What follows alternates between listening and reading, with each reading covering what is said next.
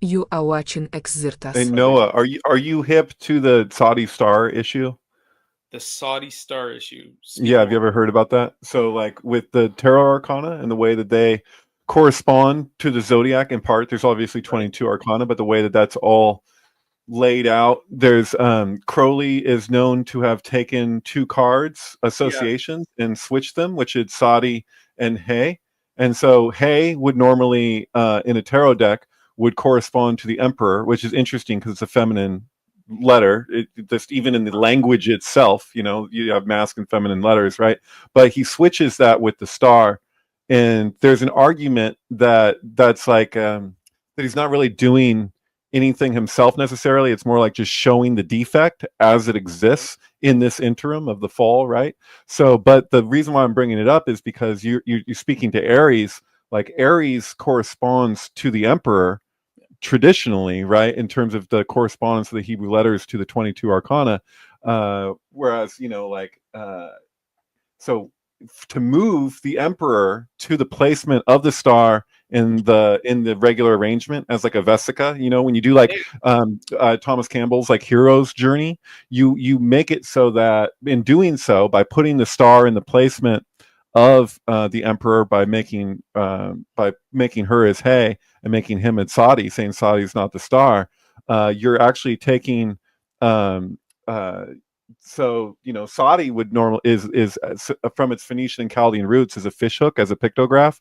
And so by doing that switch and giving that to the Emperor, you're basically saying that the Trump Emperor. Oh, that's actually a really interesting one from the cover of that magazine that you were just showing. Is it The Economist? That's actually super applicable to what I'm talking about. The last image, yeah, this one. So see how he's so Trump in this is in judgment, right? But like that isn't the judgment card. That's the Emperor card. So they took the symbolism of the Emperor, and notice how that one's tilted. And so if you back up and you look at the arrangement of these cards, there's something really weird happening. Because the star is the only other one that's tilted here. What the So it's like the fuck? Emperor. Yeah, totally. And so, for real.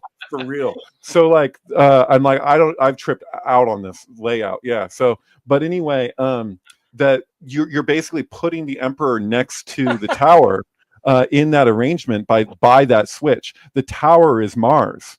Yeah. So you're putting Aries, which is ruled by Mars, next to it. Mars as the Tower, as Pe, the Hebrew letter correspondent, Pe is a mouth. So you literally have a fish hook next to the mouth as the Trump Emperor next to the Trump Tower.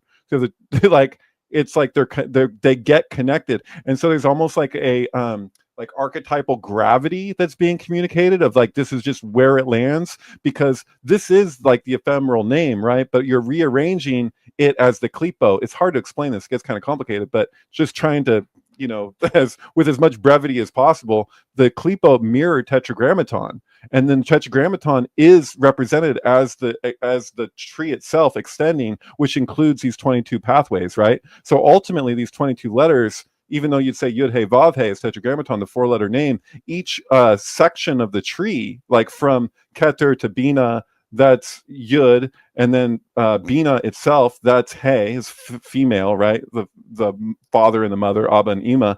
But then and then Tiferet would be Vav in the center of the tree, and then Malkut at the bottom would be the final Hey. So you look at the way that all of those pathways correspond, that are part of that name, to arrange them in this way. It's showing that we're relating to that name through this sheath, which is the klipot, the shells or the husks around holiness that are arranging themselves, and we're relating to that as though that is that's the reality, when really it's just this shell between us and that's like mimicking and contorting itself to like give us the appearance that it's that thing. So really, like that is, as far as I can tell, like the false god, right? So like when you and to say like it's in the Ten Commandments, people think misread it because it's like, have no gods before me. There's the argument that what me is in this case is actually the like language that exists in nature itself. That's not our replication of it or a representation of it. So it's like, don't take the representation to be the thing in itself, because that's fallacious, or more than that. It's a huge it's a huge problem, right? It's a defect. So Crowley was really communicating what that defect is, as far as I can tell. So I think some people, when they see it, they think he was like doing magic to make it this, when really he was just giving language to this defect. So like, I'm sorry to go on this whole tangent here, but it feels very relatable, because here we're looking at Aries. You're telling me what we have coming to us with how Aries, like, were you just talking about conjunctions, trines, sextiles, and squaring, right? And like Uranus and everything Gemini. that's about to follow involving Aries and what we're in for, because when they fall into Aries, now we have to deal with every configuration that we experience in relationship to that. So anyway, yeah. It does also So- seem interesting that the new, just to say quickly, that the new Mobius, Jared Leto, Aries, Tron Aries movie, because I always relate this to the Kabbalah and Gnosticism so hard with Yaldabaoth, Maze, and the users, the creators, gods. The creators are called the users by the programs, right? And so this program is a very Promethean way of looking at something that's been created rather than something that is not like inert or in infinite, beyond time and out of nature, right? And so this God of War content is interesting because it's coming after the last Tron Legacy, where you have this ISIS kind of character. The ISOs are these image files that are generative, and then from there, this is like artificial intelligence finally merging. And we've seen in the last few movies, right, from Gnosticism and corporatism connected to the occult into the open sourcing of Linux, right? They're saying someone accidentally or someone sabotaged the corporation by releasing this truth to the people, right? The operating system is this sort of truth, this Gnostic truth that's just been given for free to everyone, and they're able to do what they will with it. Very much like the Matrix, kind of people are allowed to accept it or deny it. And they ended with the idea that Clue, which is the sort of Lucifer made in the image of the user, Clue was going out into the real world, but it's been stopped, right? And so the ISOs, they've already gone off into the real world. There's some sort of a portal or doorway between their world and our world, and this is the horseman. I would say almost the light cycle is the horseman of the apocalypse, the revelator that's coming to deal with Tron the Baptist, right? Are you allowed to deny the Matrix though? Because I thought that if the agents noticed you noticing, then the first thing they do is they take you out and they reboot you, essentially. No. So the thing is slightly different with the Matrix and Tron is that there's it's like inverted. So Tron is more about the what do we call it, the city. What's the city called in Zion? It's about Zion. Yeah, Tron is about Zion because they're already outside of the Matrix for the most part. They go into the Matrix often and deal with programs, whereas there is an episode where he's trapped in the Matrix. He's trapped on the grid, right? That's kind of the idea of it. But this looks like they're going the other direction. They're going to show more into Zion. Well, right? they've got, like, in the original movie, one of the main programmers goes and talks to the CEO, and he's like, "This is our spirits, this is our souls we're putting into it." So it gets all animist, right? Even the original Tron, it's wild. It's extremely agnostic thing, yeah. Yeah, but also, like, within the context of the Tron world, there's like a religion, like heretical religion, where they believe in the users, right? Where they believe in contacting the user, totally, which is something that they know. The guy who runs the MCP, the Master Control Program, knows that the users exist, but they call the religion heretical, and they don't want anyone to be interacting with the users, right? That's like the sort of, there's something that's stopping that from happening. And in the second one, you realize that the user, I mean, they have such an admiration for the user. They think, well, you must have a plan, because the users always have a plan, because God has a plan, is the way that they're thinking. And he has to explain, actually, users are just making it up as we go along as well, and showing that this is sort of a game to them, right? So it's a whole level there about who can you trust beyond your spirit realm, on the other side of the spirit realm. But both worlds are just as real in a sense. The Matrix world is a real world for these programs. They have spirit, and they are made in the image of the users, but it's not like the Matrix per se, where the Matrix is a Buddhist parasitical control. I mean, I think there's much more suffering as a plot device for the Matrix. Tron is more about manifestation and apotheosis, right? Can these programs become users themselves? And that's essentially what the second movie is all about, but also that they're trying to be in the image of the way God used to be. And so God isn't just this constant thing, but a reflective being, which is something that most religions really push against. They don't like this idea that God being outside of time is reflective and changes and matures and reacts and everything. So God realizes that, because Clue says, did you make me to create the perfect system? Like, well, yeah. So then he goes and he tries to purge all of these things which are not written perfectly.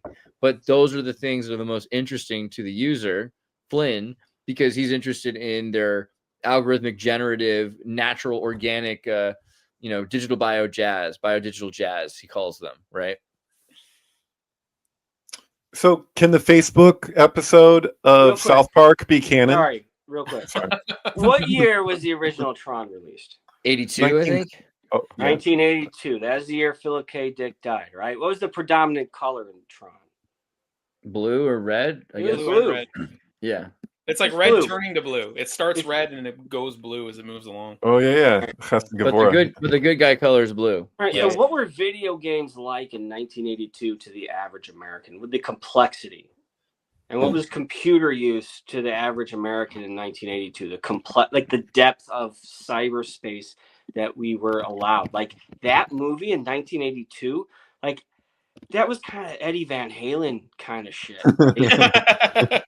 Like, I mean, Kubrick could be Garcia, and we go there all the time. But like, how do you match 1982 Tron if you walked into that not knowing? That was insane, right? I think also, video games at the time, I would think of were like the Star Wars arcade game is really fascinating because on one hand, it doesn't have any images. It's just like these vector lines. But on the other hand, this is so good. This game is so crazy. I've played good. this so much. Yeah, 1 quarter can get you 30 hours if you're pretty into it. I mean, That's right. It's one of I lost my two.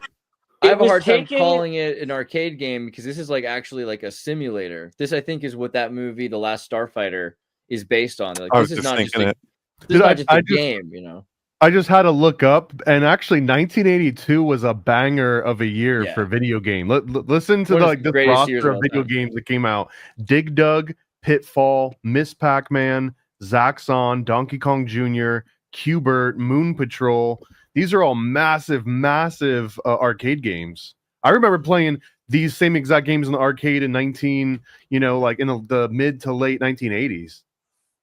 82 is incredible. All the great movies, all the great technology. I think the VCR started to become common. It was completely, I don't know what else do we have, because 82 to 84 is the transition in Pluto. Yeah, but the immersion that we're talking about here is like the difference between smoking a cigarette, right, and having an espresso, or I don't know, because for me, I was used to really realistic graphics by the time I even played this, because I'm younger, right? So I didn't play this in 1982, but when I did play this in 2010 or something like that, and it already played everything else, all of the greatest high realistic, I mean, there were really realistic games already by that point, GTA 5 and everything. I felt like this was more real.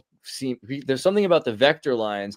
It's like if I was in a spaceship traveling 10,000 miles an hour or something, I wouldn't want to see everything. I would want a system that refined everything down into vector objects so that I could focus on the things that mattered. And so for some reason, this game felt more immersive to me than a lot of the more realistic looking games with better graphics.